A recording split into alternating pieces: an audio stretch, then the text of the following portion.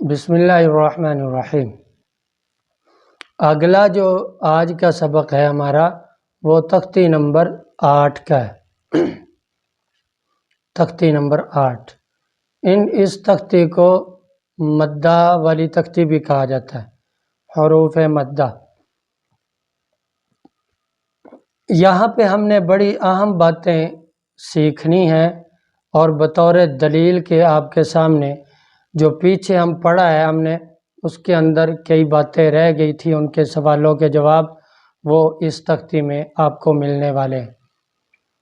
تو بڑی اہمیت کے حامل آج کا یہ سبق ہے، اس لیے اس تختی کے اندر جو تین حروف ایسے ہیں جن کو حروف مدہ کہا جاتا ہے۔ حروف مدہ مطلب یہ حروف ایسے ہیں کہ ان حروف کے ساتھ کوئی بھی ان تینوں حروف کے ساتھ جو بھی ٹچ ہوتا ہے اس کو لمبا کر کے پڑھتے ہیں۔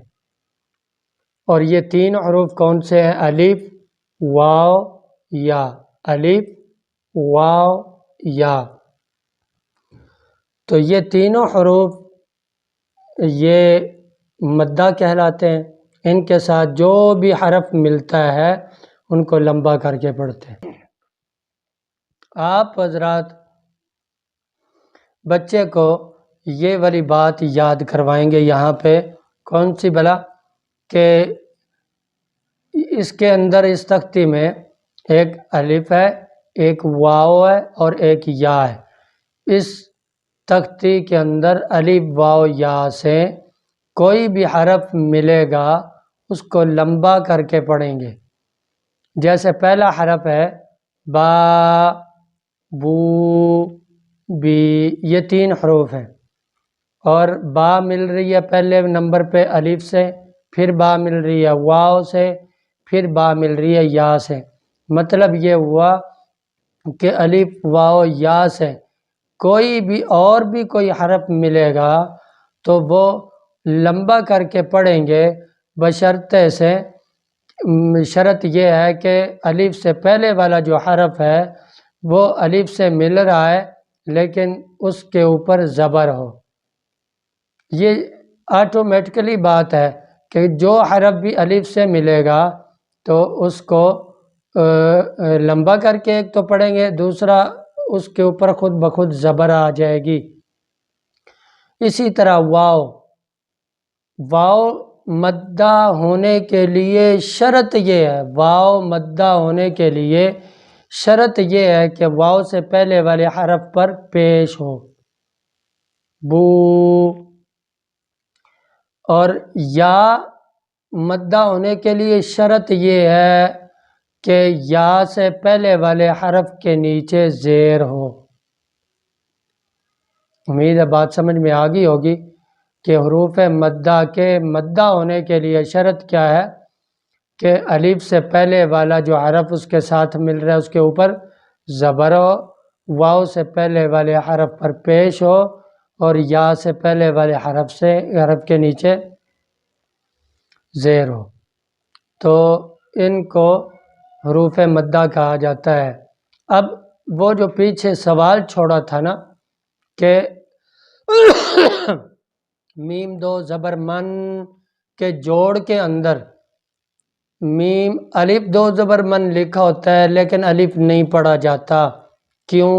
اس لیے الف وہاں نہیں پڑھا جاتا تھا کہ الف سے پہلے والے حرف پر زبر نہیں ہے، دو زبریں ہیں۔